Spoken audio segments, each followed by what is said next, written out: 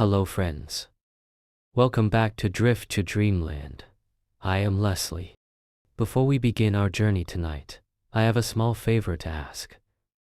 If you find peace in my stories, please consider subscribing and liking this video. Your support truly means the world to me, and it helps this channel grow so I can keep telling stories. Thank you. The story for tonight is The Golden Goose. Now, it is time to let go of the day. Find a position that feels good to you. Adjust your pillows. Pull the covers up to your chin. Close your eyes. Take a deep, slow breath in and let it out. Let the tension in your shoulders drop. Let the outside world fade away. There is nowhere else you need to be. Just here, safe and warm. Let us drift off together. There was a man who had 3 sons, the youngest of whom was called the simpleton, and was despised, laughed at, and neglected on every occasion. It happened one day that the eldest son wished to go into the forest to cut wood, and before he went, his mother gave him a delicious pancake and a flask of wine, that he might not suffer from hunger or thirst. When he came into the forest, a little old Grimm met him, who wished him good day, and said, "Give me a bit of cake out of your pocket, and let me have a drink of your wine. I am so hungry and thirsty." But the prudent youth answered, "Give you my cake and my wine. I haven't got any. Be off with you." And leaving the little man standing there, he went off.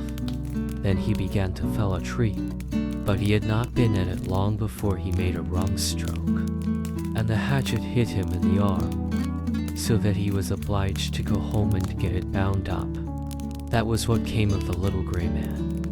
Afterwards, the second son went into the wood, and the mother gave to him, as to the eldest, a pancake and a flask of wine.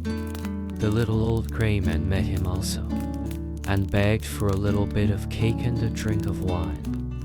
But the second son spoke out plainly, saying, "What I give you I lose myself, so be off with you." And leaving the little man standing there, he went off. The punishment followed. As he was chopping away at the tree, he hit himself in the leg so severely that he had to be carried home. Then said the simpleton father, "Let me go for once into the forest to cut wood." And the father answered, "Your brothers have hurt themselves by so doing. Give it up. You understand nothing about it." But the simpleton went on begging so long that the father said at last, "Well, be off with you. You will only learn by experience." The mother gave him a cake. It was only made with water, and baked in the ashes, and with it a flask of sour beer. When he came into the forest, the little old gray man met him, and greeted him, saying, "Give me a bit of your cake, and a drink from your flask. I am so hungry and thirsty." And the simpleton answered, "I have only a flour and water, cake and sour beer. But if that is good enough for you, let us sit down together and eat." Then they sat down, and as the simpleton took out his flour and water cake, it became a rich pancake, and his sour beer became good wine. Then they ate and drank, and afterwards the little man said, "As you have such a kind heart, and share what you have so willingly, I will bestow good luck upon you. Yonder stands an old tree. Cut it down, and at its roots you will find something." And thereupon the little man took his departure. The simpleton went there, and he went away at the tree, and when it fell he saw, sitting among the roots, a goose with feathers of pure gold. He lifted it out, and took it with him to an inn where he intended to stay the night. The landlord had 3 daughters who, when they saw the goose, were curious to know what wonderful kind of bird it was, and ended by longing for one of its golden feathers. The eldest thought, I will wait for a good opportunity, and then I will pull out one of its feathers for myself. And so, when the simpleton was gone out, she seized the goose by its wing, but there her finger and hand had to stay, held fast. Soon after came the second sister, with the same idea of plucking out one of the golden feathers for herself. But scarcely had she touched her sister, than she also was obliged to stay, held fast. Lastly came the third with the same intentions, but the other screamed out, "Stay away! For heaven's sake, stay away!" But she did not see why she should stay away, and thought, if they do so, why should not I? And went towards them. But when she reached her sisters, there she stopped, hanging on with them, and so they had to stay all night. The next morning, the simpleton took the goose under his arm and went away, unmindful of the three girls that hung on to it. The three had always to run after him, left and right, wherever his legs carried him.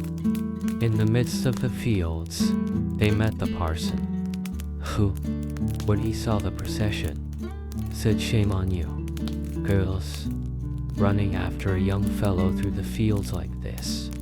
And forthwith he seized hold of the youngest by the hand to drag her away. But hardly had he touched her, when he too was obliged to run after them himself. Not long after, the sexton came that way, and seeing the respected parson following at the heels of the three girls, he called out, "Ho, your reverence, whither away so quickly? You forget that we have another christening to Midas Day." And he seized hold of him by his gown, but no sooner had he touched him, than he was obliged to follow on too, as the five tramped on, one after another. Two peasants with their hoes came up from the fields, and the parson cried out to them, and begged them to come and set him and the sexton free. But no sooner had they touched the sexton, than they had to follow on too.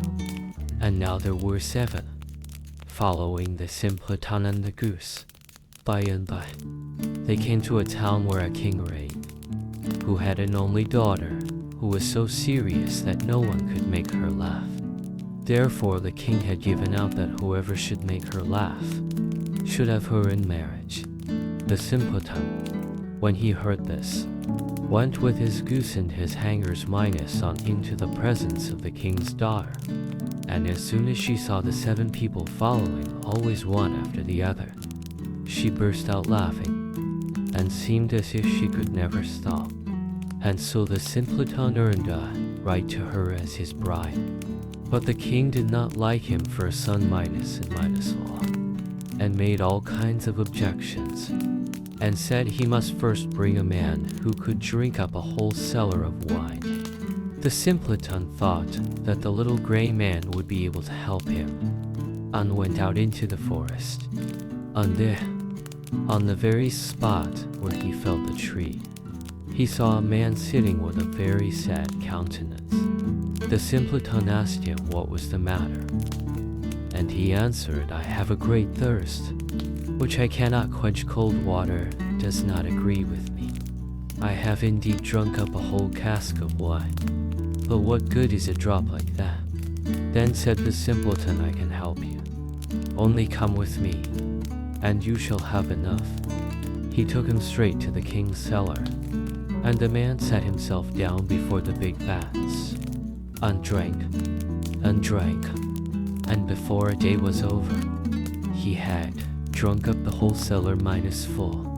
The simpleton again asked for his bride, but the king was annoyed that a wretched fellow, called the simpleton by everybody, should carry off his daughter, and so he made new conditions. He was to produce a man who could eat up a mountain of bread. The simpleton did not hesitate long, but ran quickly off to the forest. And there, in the same place, sat a man who had fastened a strap around his body, making a very piteous face. and saying I have eaten a whole bakehouse full of rolls. But what is the use of that when one is so hungry as I am? My stomach feels quite empty, and I am obliged to strap myself together, that I may not die of hunger. The simpleton was quite glad of this, and said, Get up quickly, and come along with me, and you shall have enough to eat.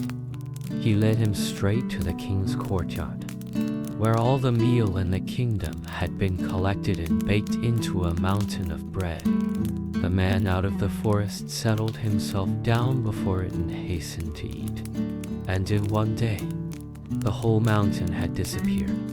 Then the simpleton asked for his bride the third time. The king, however, found one more excuse, and said he must have a ship that should be able to sail on land or on water. So soon, said he, as you come sailing along with it, you shall have my daughter for your wife. The simpleton went straight to the forest, and there sat the little old gray man with whom he had shared his cake. And he said, I have eaten for you, and I have drunk for you. I will also give you the ship, and all because you were kind to me at the first. Then he gave him the ship that could sail on land and on water. And when the king saw it, he knew he could no longer withhold his daughter.